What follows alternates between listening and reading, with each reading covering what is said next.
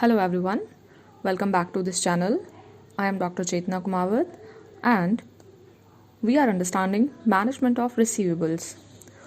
In our previous lecture, we have gone through meaning of receivables, benefits of receivables and costs associated with receivables.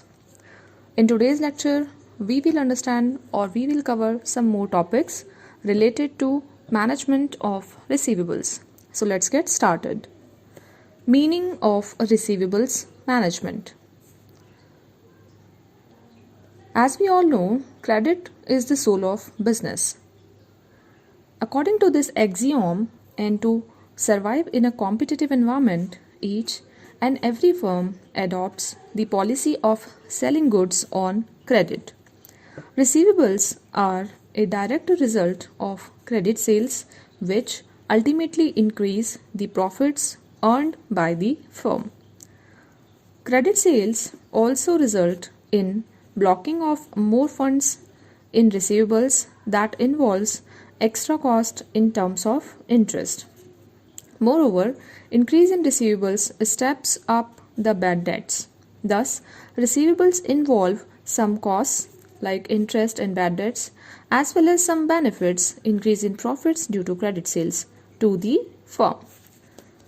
Both the cost and the benefits are to be looked carefully and a trade-off between them should be attempted. This entire process is known as receivables management.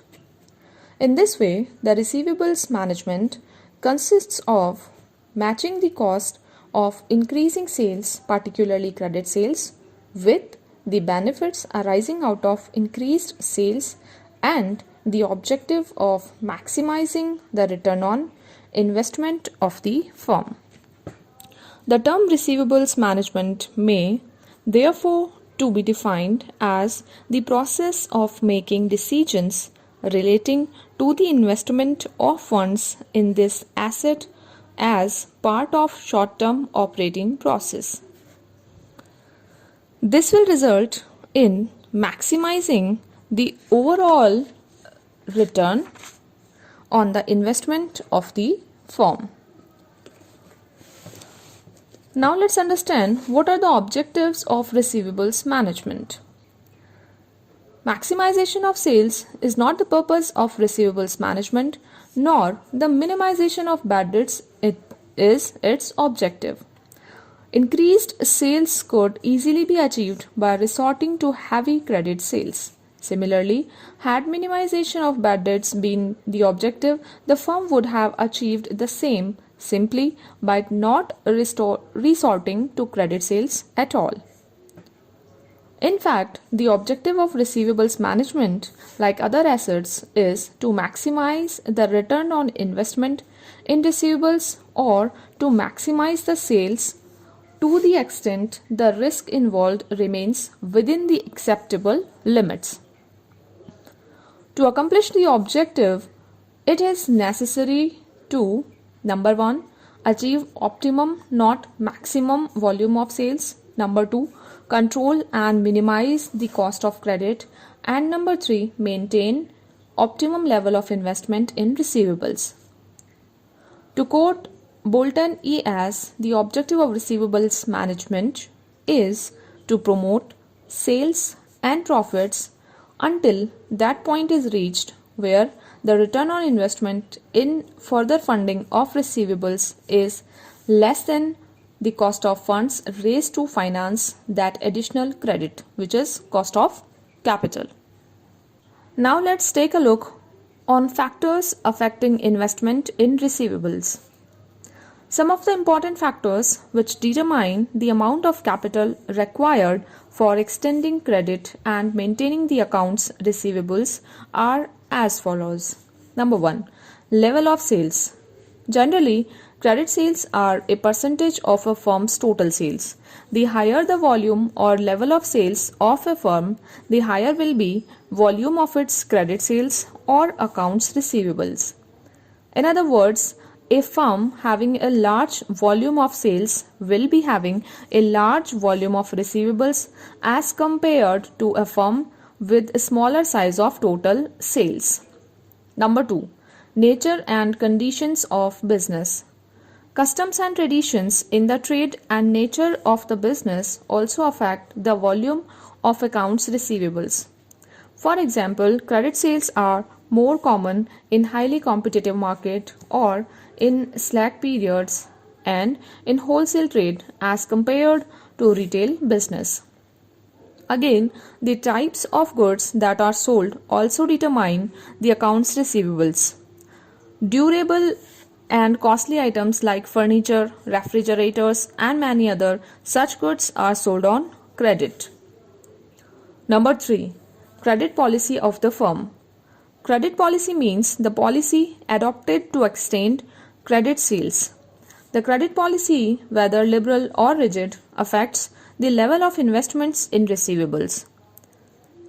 Pursuance of liberal credit policy will boost up the sales of the firm as it tempts the customers to make purchases from the firm on lenient terms.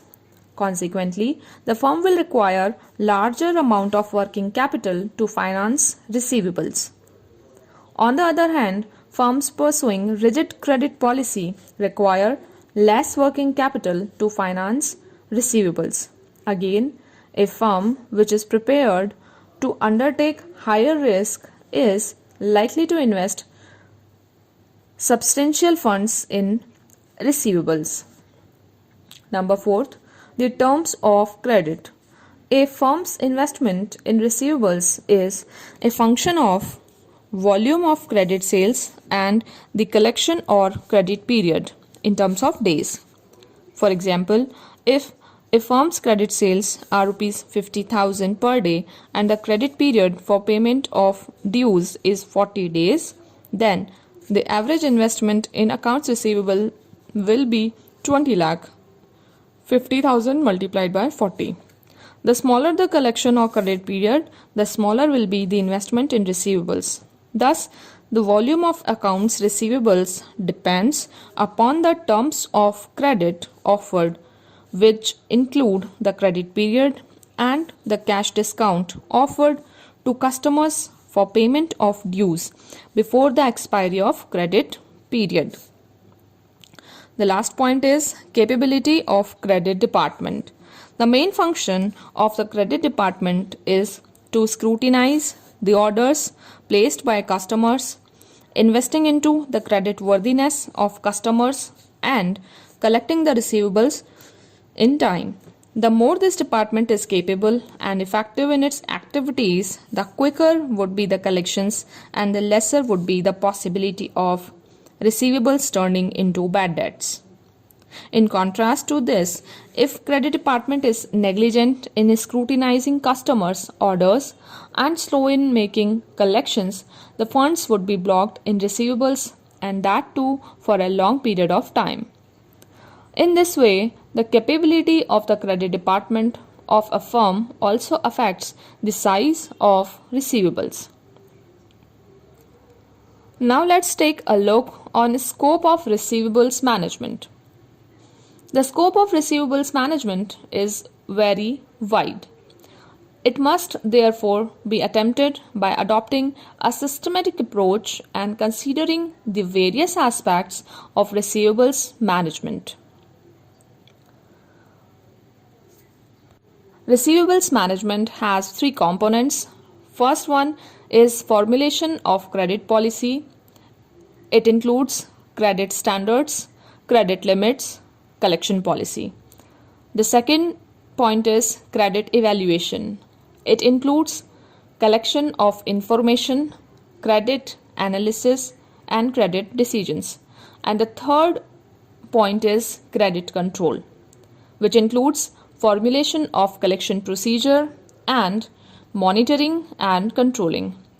So this is all about the scope of management of receivables, which consists of three categories or three sections. First one, formulation of credit policy. Second one, credit evaluation.